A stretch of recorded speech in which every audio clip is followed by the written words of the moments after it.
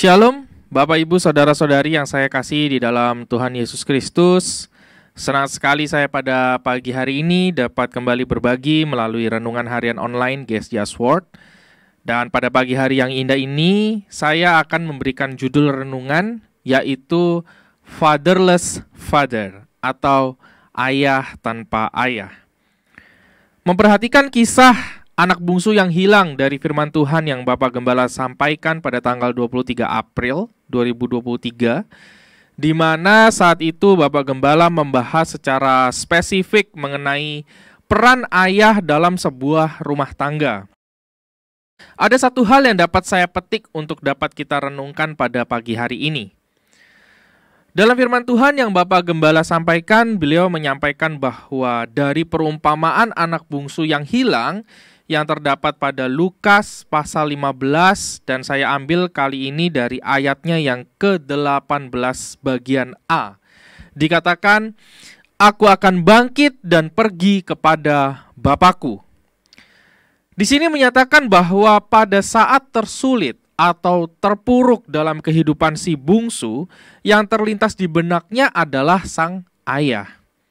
Nah, pada saat itu Bapak Gembala menitik beratkan bahwa yang mendasari hal tersebut adalah karena hubungan anak dan ayah yang pada dasarnya terjalin dengan baik. Sehingga sang anak pun tidak ragu untuk kembali kepada ayahnya walaupun telah melakukan kesalahan besar dan fatal. Tapi pada saat firman itu dibagikan, terlintas di dalam benak saya, bagaimana dengan kondisi saya saat ini? Jika saya ada dalam posisi si bungsu, saya sudah tidak memiliki ayah.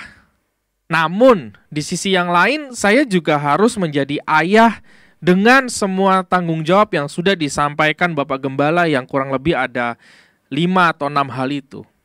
Lalu apa yang harus saya lakukan? Tentu saya tidak bisa playing victim dengan berpikir bahwa karena saya tidak memiliki ayah, maka wajar saja jika sekarang saya tidak bisa menjadi ayah yang baik. Siapa yang bisa salahkan? Ayah saya meninggal di saat saya masih berusia 18 tahun, sementara saat itu hidup saya juga masih belum diubahkan, masih sembarangan, belum bisa bertanggung jawab, dan lain sebagainya. Namun saya teringat dengan satu statement yang berkata seperti ini. It is not what you leave to the children that makes them great, but it is what you leave in them that makes them great.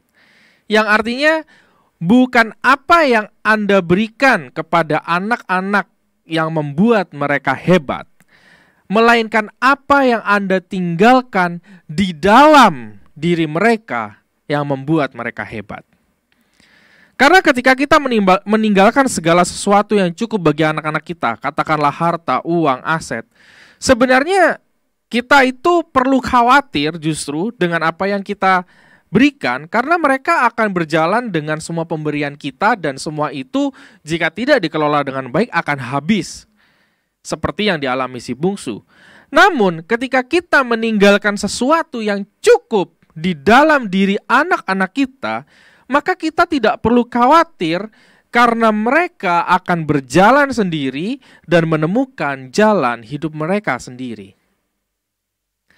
Saat kedua orang tua saya meninggal, sesuatu yang mereka berikan kepada saya dan kakak saya tidak banyak. Aset, harta, kalau hanya diukur dari materi saja gitu ya. Namun sesuatu yang mereka tinggalkan di dalam diri saya, itulah yang membawa saya tetap bisa ada sampai dengan hari ini. Lihat kisah si bungsu. Yang ditunggu sang ayah bukanlah harta kekayaannya yang kembali, tetapi sang anak. Karena dia tahu sesuatu yang ia pernah berikan di dalam diri si bungsu itu akan membawa anak itu pulang ke rumah. Bahkan kalau kita pun mau melihat dari sosok si sulung, anak yang pertama, pada saat adiknya kembali memang dia marah, kecewa, mengeluh kepada bapaknya.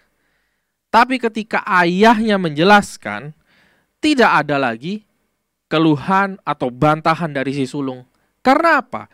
Karena ada sesuatu nilai kebenaran juga di dalam diri si anak sulung yang selama ini ayahnya juga selalu berikan kepadanya. Jadi bisa kita nilai sendiri, Bapak Ibu Saudara, mana lebih berharga? Apa yang bisa kita tinggalkan kepada anak-anak kita? Atau seberapa banyak nilai yang dapat kita tinggalkan di dalam diri anak-anak kita? Saya hidup sampai dengan hari ini. Di dalam perjalanan hidup saya juga menjadi seorang ayah yang baik berkat warisan iman dan nilai-nilai yang ditinggalkan ayah dan ibu saya di dalam diri saya. Bukan harta mereka.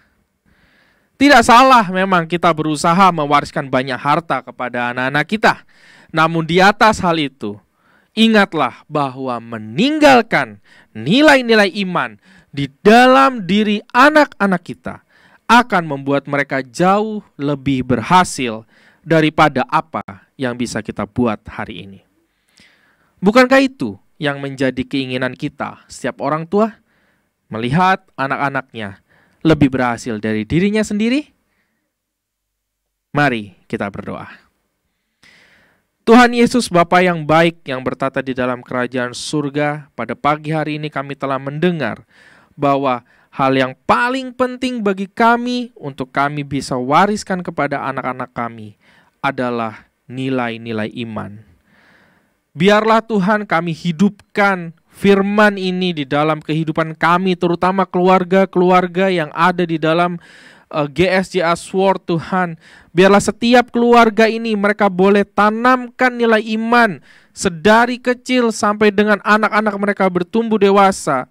Sehingga saat mereka dewasa dan mereka harus menghadapi hal-hal di luar sana Tuhan yang menjadi tantangan dan kesulitan, mereka tetap berdiri teguh, mereka tetap kuat karena iman, bukan karena harta yang diberikan, bukan karena uang atau aset yang diberikan, tetapi karena iman di dalam diri mereka. Kami percaya Tuhan, keluarga-keluarga di dalam GSJA Sword akan menjadi keluarga yang sehat, yang kuat, dan beriman di dalam Tuhan. Terima kasih atas firman-Mu pada pagi hari ini. Di dalam nama Yesus kami berdoa. Amin. Terima kasih, selamat pagi, dan Tuhan Yesus memberkati.